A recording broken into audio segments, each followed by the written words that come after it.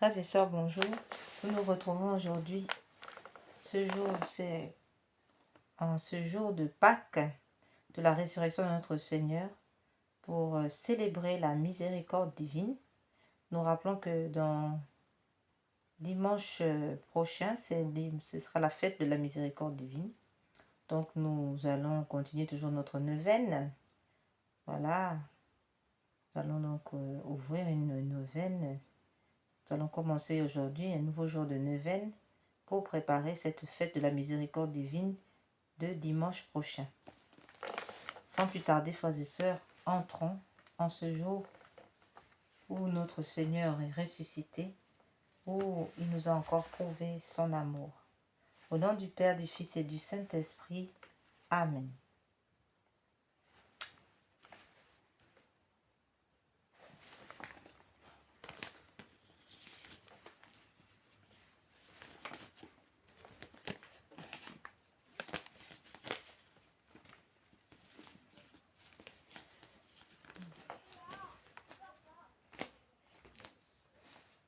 Venez, Esprit Saint, venez par le cœur immaculé de Marie, votre épouse bien-aimée.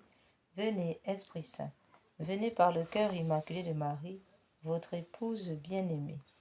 Venez, Esprit Saint, venez par le cœur immaculé de Marie, votre épouse bien-aimée. Venez, Esprit Saint, pénétrez le cœur de vos fidèles, qui soient brûlés au feu de votre amour. Au Seigneur, envoyez votre esprit qui renouvelle la face de la terre. Prions. Ô Dieu qui, par la lumière de l'Esprit Saint, avait instruit les cœurs de vos fidèles, accordez-nous dans ce même esprit de goûter ce qui est bien et de jouir sans cesse de ses consolations, par Jésus le Christ notre Seigneur. Amen. Seigneur, ouvrez mes lèvres et ma bouche publiera votre louange. Dieu, venez à mon aide. Seigneur, à notre secours. Gloire soit au Père, au Fils et au Saint-Esprit, au Dieu qui est, qui était et qui vient, pour les siècles des siècles. Amen. Frères et sœurs, notre méditation consistera donc d'abord avec le chapelet à la miséricorde divine, qui sera suivi de la neuvaine pour préparer la fête de la miséricorde divine que nous allons commencer. Donc aujourd'hui, neuvaine, nous commencerons donc par le premier jour. Voilà, aujourd'hui, premier jour de la neuvaine à la miséricorde divine. Au cours de cette neuvaine, nous demandons la protection de la Sainte Église catholique. Nous demandons la protection du clergé, de l'ensemble du clergé, des évêques, des prêtres, des religieux, des religieuses. Nous demandons la protection de l'ensemble des catholiques et de l'ensemble de la chrétienté. Nous demandons la protection de la Sainte Messe, du Saint-Sacrement, de tous les sacrements sans exception, depuis le sacrement le Saint-Sacrement, depuis la Sainte Messe, depuis la communion, et jusque le sacrement du baptême, jusqu'au sacrement de réconciliation, en passant par le sacrement de l'ordre, le sacrement du sacerdoce. Nous prions pour la protection du sacrement aussi de réconciliation, qu'on appelle encore sacrement de confession, la confirmation, le sacrement du mariage, le sacrement des malades, l'extrême-onction, enfin tous les sacrements sans exception, ainsi que les sacramentels.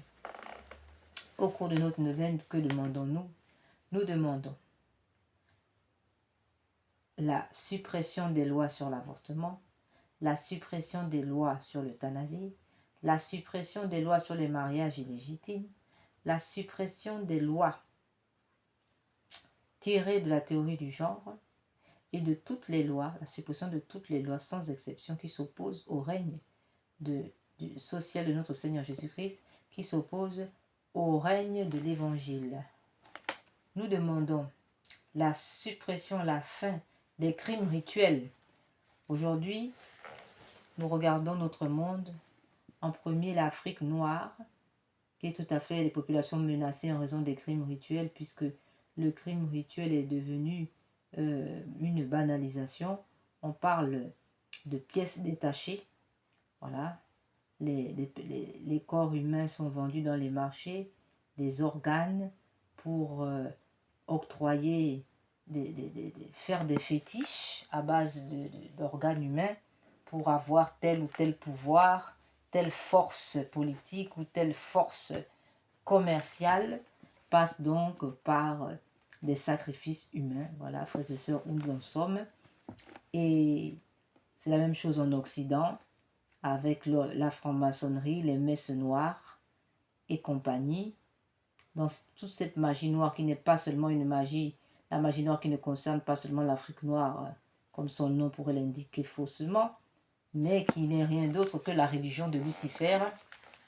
Et cette religion luciférienne s'exerce partout dans le monde, que ce soit en Afrique noire, en Occident, partout en France, partout on trouve cela. On a vu d'ailleurs des scandales récents, n'est-ce pas, de ces crimes rituels du côté occidental. Donc il n'y en a pas un pour rattraper l'autre. Voilà, c'est simplement que nous sommes dans un temps luciférien où cette religion barbare qui avait déjà été autrefois éradiquée par le christianisme est revenue au devant de la scène grâce à des sociétés secrètes comme les francs-maçons, les Rose-Croix et bien d'autres, les vaudous en Afrique noire et bien d'autres encore en Asie qui, n'est-ce pas, entretiennent ces cultes barbares qui ne nous honorent pas et qui tirent l'humanité vers le bas.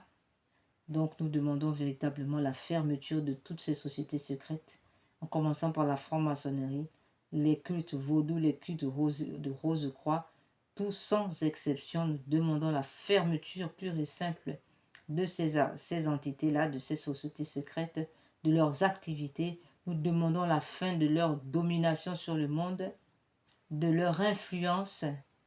Voilà, parce qu'ils ont réussi à se placer de sorte que maintenant, même pour avoir un certain travail, il faudrait toujours passer par eux. Il faut devenir franc-maçon pour avoir telle chose.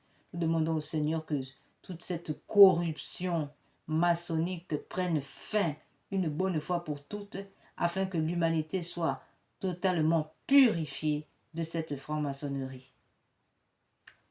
Et nous demandons la conversion, bien sûr, des acteurs de la franc-maçonnerie, de toutes ces personnes qui ont été captivés par ces gens-là, souvent pour la carrière et autres. Eh bien, nous demandons au Seigneur vraiment une purification de notre société, de notre monde, de toutes ces entités dites secrètes. Enfin, nous prions aussi pour le démantèlement de tous les réseaux en Afrique noire déjà pour commencer. On commence par l'Afrique noire où on trouve maintenant là-bas des laboratoires cachés, secrets, gardés par des groupes armés, n'est-ce pas? Où on entrepose des corps humains qui flottent dans l'eau, des laboratoires de grand luxe avec des docteurs faux l'amour qui entreposent ces corps qui sont là pour faire des expériences ou découper ces organes qui sont vendus ou encore pour des rites sataniques ou pour on ne sait quel